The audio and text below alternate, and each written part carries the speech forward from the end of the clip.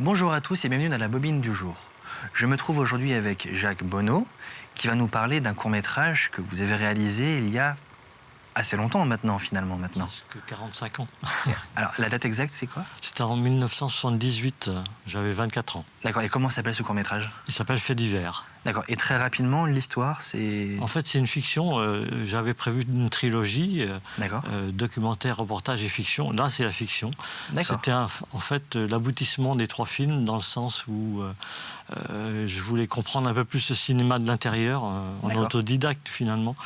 Et là, c'était une aventure plus importante, parce qu'une fiction demande une préparation importante au niveau du scénario, au niveau de trouver des comédiens, des acteurs, et puis des décors et tout ça. Donc, c'était tout un travail en préparation différent des autres courts-métrages que j'ai faits. Oui, forcément, c'est pas le même, c'est pas le même travail de toute façon. C'est ça. Alors c'est un film qui parle de... Alors le sujet, je voulais me servir de cette fiction pour parler de quelque chose qui pouvait être intéressant. En plus, je voulais pas que le sujet soit délaissé par rapport au travail de cinéma, en fait. D'accord. Donc je me suis basé sur un fait réel qui existait quelques années avant, et je m'en suis servi pour poser une question sur les limites d'un engagement dans une cause. Voilà, en gros c'est ça. En gros c'est ça. Et après, il a été tourné où?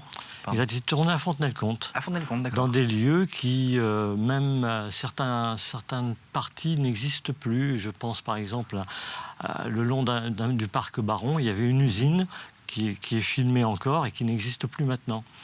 Et un autre endroit où on voit des terres agricoles, et maintenant c'est des lotissements. Un autre endroit où des châteaux d'eau sont disparus. Enfin bon, il y a des sites qui sont développés dans le film, et j'ai remis à la fin du générique les sites pour bien se remémorer de ces endroits-là. D'où l'importance du patrimoine, en fait, du cinéma dans la garde. C'est ça. Alors, parce que c'était pas votre formation à la base d'être réalisateur. Non, pas du tout. Et comment est-ce qu'on en vient à l'époque où il n'y avait pas Internet et l'information ultra facile d'accès? Comment est-ce qu'on arrive à construire un film par ses propres moyens sans être dans le métier? Alors, j'étais déjà dans une équipe d'animation du Ciné-Club de Fontenay. D'accord. Donc, par ce biais-là, il y avait des stages de formation un peu, de découverte des films. Et c'est ces stages de découverte qui m'ont un peu incité à aller plus loin et essayer de réaliser par moi-même quelque chose, quoi. Et c'est pour ça que j'ai voulu me lancer là-dedans. Et là, c'était vraiment une aventure. Et le travail de préparation a été important, parce qu'il a fallu quelque chose que je ne savais pas faire. En fait, il a fallu découper toutes les scènes. Tous les plans, oui. Repérer les lieux, minuter, pour arriver à faire quelque chose qui soit à peu près condensé. Et plus, après, justement, ces stages m'ont permis d'apprendre l'écriture filmique, raconter une histoire à partir d'images et de moyens, des mouvements de caméra. Un peu comme on écrit un texte, la caméra et le stylo. Et il fallait arriver à faire quelque chose d'harmonieux, de limpide, et qui puisse raconter une histoire. C'était ça le but, en fait.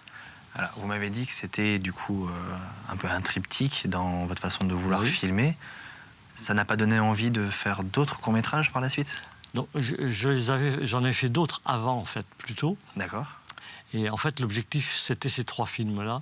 Et après, pour passer à un stade supérieur, il aurait fallu d'autres moyens. C'est ce que je me suis rendu compte lors de ce tournage-là.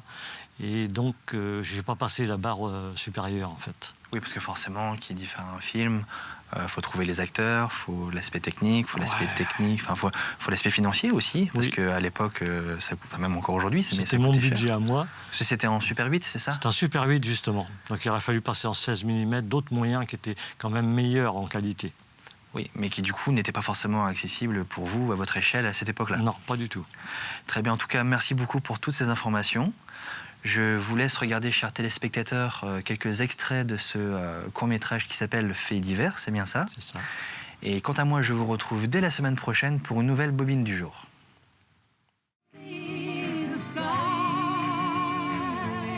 How many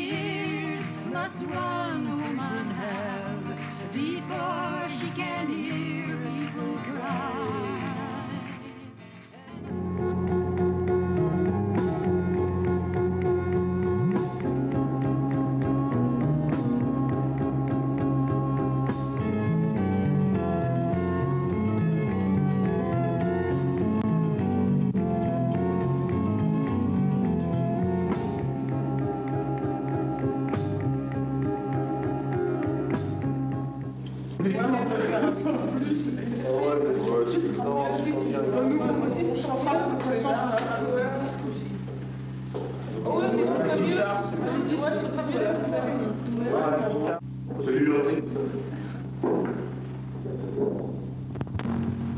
1970, dans une petite ville du nord de la France.